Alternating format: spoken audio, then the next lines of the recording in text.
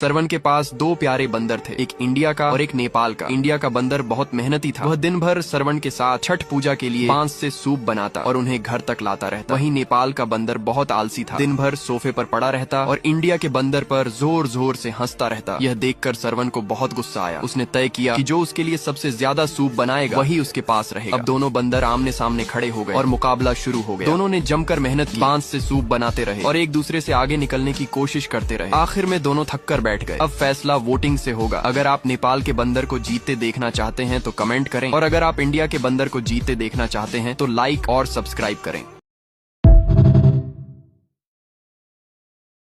सरवन के पास दो प्यारे बंदर थे, एक इंडिया का और एक नेपाल का। इंडिया का बंदर बहुत मेहनती था। वह दिन भर सरवन के साथ छठ पूजा के लिए बांस से सूप बनाता और उन्हें घर तक लाता रहता। वहीं नेपाल का बंदर बहुत आलसी था, दिन भर सोफे पर पड़ा रहता और इंडिया के बंदर पर जोर जोर से हंसता रहता। यह देखकर सरवन को बहुत गुस्सा आया। उसने तय किया कि जो उसके लिए सबसे ज्यादा सूप बनाएगा वही उसके पास रहेगा। अब दोनों बंदर आमने सामने खड़े हो गए और मुकाबला शुरू हो गया। दोनों ने जमकर मेहनत की, बांस से सूप बनाते रहे और एक दूसरे से आगे निकलने की कोशिश करते रहे। आखिर में दोनों थक कर बैठ गए। अब फैसला वोटिंग से होगा। अगर आप नेपाल के बंदर को जीतते देखना चाहते हैं तो कमेंट करें और अगर आप इंडिया के बंदर को जीतते देखना चाहते हैं तो लाइक और सब्सक्राइब करें।